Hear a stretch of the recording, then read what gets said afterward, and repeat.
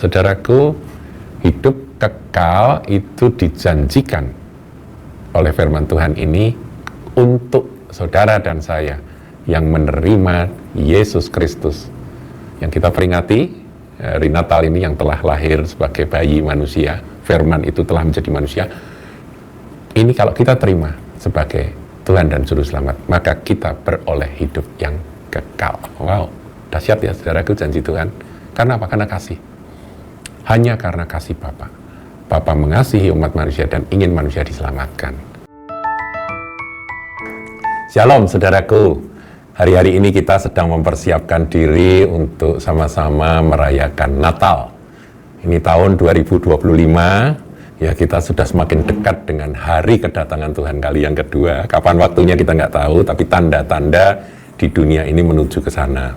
Nah saudara, merenungkan tentang Natal, sebetulnya Natal itu intinya apa? Ya jangan sampai kita tergeser ya dari central message dari Christmas itu sendiri, jangan sampai tergeser menjadi ya pesta-pestanya, seneng-senengnya, kemudian Santa Claus, ya Sinterklas dan sebagainya. Ya itu hanya suasana saudaraku ya. Bahkan saya mendengarkan lagu-lagu Natal yang dalam bahasa Inggris, itu beberapa lagu yang populer ya seperti Christmas song ya, itu kan hanya menggambarkan suasana. Kemudian tentang Santa Claus yang dinyanyikan gitu ya, menjadi apa tema dari lagu-lagu yang merupakan lagu-lagu Natal. Tapi sebetulnya inti message tentang Natal itu sendiri nggak ada sama sekali ya di dalam lagu-lagu Christmas yang populer, saudara. Termasuk Jingle Bells ya, itu terkenal sekali. Jingle Bell adalah Natal, tapi sebetulnya dalam Jingle Bells itu nggak ada berita yang sesungguhnya dari Natal. Nah, kita akan sedikit membahas, saudaraku, ya ini banyak yang sudah tahu, tapi kita tidak ada salahnya untuk mengulang kembali. Apakah Natal itu? Natal kita tahu bahwa Natal adalah lahirnya Sang Juru Selamat dunia, Mesias, yang sudah dinubuatkan sejak Perjanjian Lama, saudaraku, ya oleh para nabi-nabi. Nah, tergenapinya ketika Yesus lahir di Bethlehem, di kandang Bethlehem. Ya saudara, Yesaya 9 ayat yang kelima. Nah nanti saudara bisa baca ya, saya tidak ke sana, tapi itu merupakan janji yang tergenapinya itu pada waktu Natal.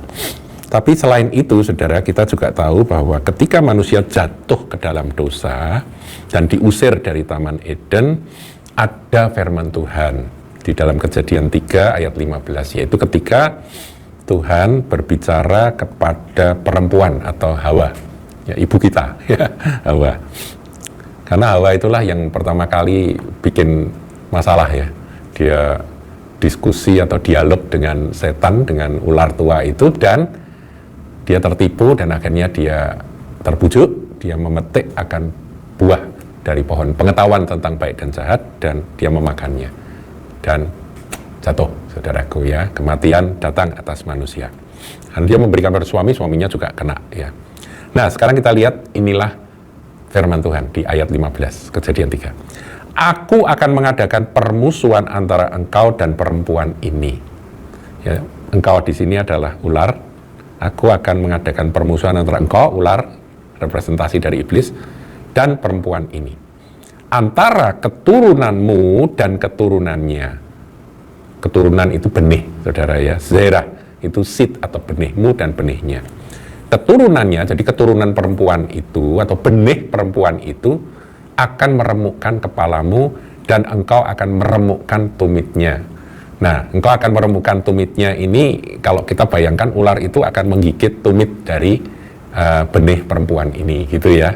Tapi ada juga tafsiran dari terjemahan yang berbeda, bahwa sebetulnya keturunannya atau benihnya akan meremukkan kepalamu dengan tumitnya, begitu saudara. Jadi menginjak ya. Tuhan Yesus kan pernah juga berkata bahwa kepadamu aku memberi kuasa untuk menginjak ular dan kalajengking itu dengan kaki. Jadi ini ada juga yang menerjemahkan bahwa benih perempuan itu akan meremukkan kepala si ular tua itu dengan tumitnya, gitu ya saudara. Ya entah tafsirnya yang mana yang benar, tapi yang jelas bahwa akan datang benih perempuan yang akan menghancurkan kepala si ular tua, yang mengalahkan iblis. Nah, saudaraku, ketika Tuhan Yesus datang atau Tuhan Yesus lahir, dia lahir dari Bunda Maria. Dan kita semua tahu, nggak usah diulang, Bunda Maria itu belum kenal laki-laki. Meskipun dia sudah bertunangan, tapi dia masih seorang perawan, gadis perawan. Terjemahan lama pakai, perjanjian lama pakai Ha'almah, ya, yang perempuan muda. Tapi sebetulnya setelah oleh para penerjemah yang masuk ke Septuaginta, ke dalam bahasa Yunani, dipakai kata Parthenos, yaitu perawan, saudara, anak dara. Nah, dengan demikian, Yesus itu adalah keturunan atau benih dari wanita, bukan benih pria, saudara. Jadi tanpa laki-laki, Yesus itu lahir. Dan itu pertanda penggenapan dari apa yang difirmankan oleh Allah ketika dia berbicara pada peristiwa kejatuhan manusia di Taman Eden. Dia berfirman kepada ular tua, "Hei ular, aku ngadain permusuhan antara kamu dan perempuan ini. Benih perempuan ini akan meremukkan kepalamu." Nanti ya, saudaraku ya. Jadi ini sebetulnya Natal, saudara. Natal itu adalah sebuah peristiwa di mana iblis akan dikalahkan, akan dihancurkan. Melalui apa, saudara? Yaitu melalui peristiwa Yesus mati di kayu salib. Di sana iblis merasa menang, tapi kemudian setelah dia dikuburkan, dia bangkit pada hari ketiga. Kebangkitan Tuhan Yesus itulah yang mengalahkan maut. Karena ya kan, iblis itu kan kekuatan terakhirnya ada pada maut, itu kematian kan. Kematian, dia berkuasa atas manusia, bahwa manusia akan mati. Tapi dengan adanya kebangkitan Yesus Kristus, maka iblis diremukkan, dikalahkan, kekuatan iblis dipatahkan. Nah, saudaraku, itulah Natal. Ya, Natal adalah penggenapan bahwa benih perempuan yang lahir tanpa benih laki-laki, yaitu dari Bunda Maria, perawan, Yesus lahir, dan dialah yang nanti akan menghancurkan kepala dari ular itu, si iblis itu. Siapakah Yesus? Sedikit tambahan, saudaraku. Ini saya suka sekali mengulang-ulang dari Yohanes 1 ayat 1 sampai 3. Ya, ini prainkarnasinya Tuhan Yesus. Pada mulanya adalah firman. Jadi Tuhan Yesus itu pada mulanya adalah firman. Firman itu bersama-sama dengan Allah. Firman itu bersama-sama dengan Allah. Ya, firman Allah kan mesti ada di dalam Allah ya. Kemudian dan firman itu adalah Allah. Karena apa? Karena firman itu, logos itu adalah pikiran Allah, hikmat Allah, pengetahuan Allah, kebijaksanaan Allah. Itu adalah Allah sendiri gitu ya. Pikiran saya adalah saya, saudaraku ya. Logika saya adalah saya. Jadi demikianlah pengertian dari siapakah Yesus sebelum inkarnasi sebagai manusia di hari Natal. Nah, kemudian lebih lanjut, ia pada mulanya bersama-sama dengan Allah. Jadi, kapan logos itu ada? Ya, Allah ada, logos ada bersama dengan Allah. Yesus itu ada bersama dengan Allah ketika Allah itu ada. Jadi, kan Allah tak bermula kan, saudaraku ya. Dia permulaannya kan tidak diketahui, karena dia dari kekal. Demikian juga logos atau firman Allah itu dari kekal. Kita nggak mau memisahkan antara logos dengan Allah. Ada orang yang berkata bahwa Allah menciptakan logos. Lah ya gimana? Segala sesuatu diciptakan oleh firman atau logos. Kalau dia menciptakan logos apa lagi yang menciptakan logos? Kan begitu cara logikanya ya. Ini sudah saya ulang-ulang. Ayat 3.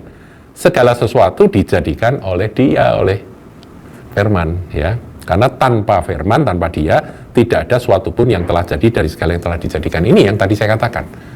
Jadi firman itu ya bersama-sama dengan Allah. Sejak semula Allah ada, firman ada karena dia melekat, dan kemudian firman itu adalah Allah ya. Jadi ini adalah tentang siapakah Yesus itu, saudaraku ya. Jadi pra-inkarnasi Tuhan Yesus. Nah, kemudian kita lihat ya, ini saya suka sekali dengan ayat-ayat ini, ayat 11, saudara. Ia datang kepada milik kepunyaannya. Jadi Yesus lahir datang di mana? Di Israel, saudara. Karena dia lahir sebagai bangsa Yahudi, dan dia sebetulnya rindu menyelamatkan terlebih dahulu adalah umat Tuhan secara jasmani, yaitu orang Israel. Bukankah janji-janji itu diberikan pada umat Israel, ya kan, sejak perjanjian lama. Ia datang kepada milik kepunyaannya, ini adalah bangsa Yahudi, bangsa Israel. Tetapi orang-orang kepunyaannya itu tidak menerimanya. Ini fakta bahwa Tuhan Yesus ditolak oleh bangsanya sendiri. Ada yang menerima, tapi sebagian besar menolak, saudaraku, ya. Makanya sampai hari ini kan orang Yahudi nggak mau terima Yesus sebagai Mesias. Mereka menghina Yesus. Kalau diberitakan Injil marah, saudara. Bahkan kalau saya bisa cari di YouTube, ada orang-orang Kristen yang berani memberitakan Injil pada orang Yahudi, itu ada yang diludahi, ada yang dipukul, saudara. Ya, karena mereka dengan pernyataan bahwa Yesus adalah Mesias yang dijanjikan, itu mereka benci sekali, mereka marah sekali. Kemudian dikatakan ayat 12 ini dahsyat. Tetapi semua orang, termasuk saudara dan saya yang bukan bangsa Yahudi secara daging, tetapi semua orang yang menerima Yesus sebagai Sang Mesias, Juru Selamat Tuhan, Sang Firman yang menjadi manusia, yang menyelamatkan kita dari dosa, itu diberinya kuasa supaya menjadi anak-anak Allah. Jadi saudara dan saya itu, orang-orang percaya ini adalah anak-anak Allah karena apa? Ya karena kita menerima Yesus sebagai Tuhan dan Juru Selamat, yaitu mereka yang percaya dalam namanya. Saudara percaya bahwa Yesus adalah Tuhan, Yesus adalah Juru Selamat, Yesus adalah Firman yang menjadi manusia? Saudara percaya? Kalau percaya, maka Anda, saya, kita adalah anak-anak Allah. Tetapi ayat 13 katakan orang-orang yang diperanakan bukan dari darah atau dari daging, jadi bukan secara jasmani, ya. Bukan pula secara jasmani oleh keinginan seorang laki-laki, melainkan dari Allah. Jadi ada peristiwa ilahi ketika saudara berdoa menerima Yesus sebagai Tuhan dan Juru Selamat. Ayat 14. Firman itu telah menjadi manusia, saudaraku. Jadi firman itu telah menjadi manusia. Ya, dikatakan kai holokos sarx egeneto. Jadi sarx itu daging, menjadi tubuh manusia daging ini. Firman itu melalui kelahiran lewat perawan Maria, menggenapi akan kejadian 3 ayat 15 tadi. Dan kita telah menjadi manusia dan diam di antara kita. Jadi pada waktu itu Yesus lahir dan ada di antara manusia. Dan kita telah melihat kemuliaannya. Jadi manusia pada waktu itu melihat kemuliaannya, bahkan kita sampai hari ini melihat kemuliaannya, yaitu kemuliaan yang diberikan kepadanya, kepada Yesus, anak manusia, Firman yang menjadi manusia ini, sebagai anak tunggal Bapa penuh kasih karunia dan kebenaran. Jadi istilah anak tunggal itu, ya, anak tunggal Allah, anak tunggal Bapa, itu pertama kali di dalam Injil Yohanes muncul di sini. Jadi kalau saudara ditanya, kenapa kok Allah punya anak? Ya, arti anak itu adalah Firman yang menjadi manusia. Itu Yohanes 1 ayat 14. Dan dia itu penuh dengan kasih karunia dan kebenaran. Kalau saudara menerima dia, saudara menerima kasih karunia, tapi sekaligus saudara juga menerima kebenaran. Ya, haleluya. Saya akan akhiri dengan ayat penginjilan, saudaraku, ya. Dalam Yohanes 3 ayat yang ke-15, supaya setiap orang yang percaya kepadanya beroleh hidup yang kekal. Oh, enak toh, saudara. Saudara mau hidup kekal itu datang pada Yesus, terima dia dan percaya kepada dia. Ayat 16 penjelasannya, karena begitu besar kasih Allah. Jadi ini adalah tentang kasih Bapa. Bapa nggak rela manusia binasa, maka karena kasihnya akan dunia ini, akan saudara dan saya yang ada di dunia ini, sehingga ia telah mengaruniakan anaknya yang tunggal, anak tunggal Bapa itu, Sang Firman yang menjadi manusia itu, supaya setiap orang yang percaya kepadanya tidak binasa, melainkan beroleh hidup yang kekal. Saudaraku, hidup kekal itu dijanjikan oleh firman Tuhan ini untuk saudara dan saya yang menerima Yesus Kristus, yang kita peringati hari Natal ini, yang telah lahir sebagai bayi manusia. Firman itu telah menjadi manusia. Ini kalau kita terima sebagai Tuhan dan Juru Selamat, maka kita beroleh hidup yang kekal. Wow, dahsyat ya saudaraku janji Tuhan. Karena apa? Karena kasih. Hanya karena kasih Bapa. Bapa mengasihi umat manusia dan ingin manusia diselamatkan. Ya, saya lanjut sedikit. Sebab Allah mengutus anaknya ke dalam dunia bukan untuk menghakimi dunia. Jadi pada waktu kedatangan Yesus yang pertama itu bukan sebagai hakim, tapi sebagai juru selamat, melainkan untuk menyelamatkannya oleh Dia. Jadi Dia datang itu untuk menyelamatkan manusia yang terhilang, bukan untuk menghakimi. Nah, ayat 18, barang siapa percaya kepadanya, ia tidak akan dihukum. Barang siapa tidak percaya, artinya menolak percaya, ia telah berada di bawah hukuman. Sebab ia tidak percaya dalam dalam nama anak tunggal Allah. Nah, saudaraku, saya tadi katakan bahwa Yesus Kristus ketika kedatangan yang pertama yang kita peringati hari Natal ini, itu memang bukan untuk menghakimi dunia, tapi menyelamatkan. Tapi nanti yang kedua, kali kedua ketika dia datang sebagai hakim. Ya, dan sebentar lagi Tuhan akan datang.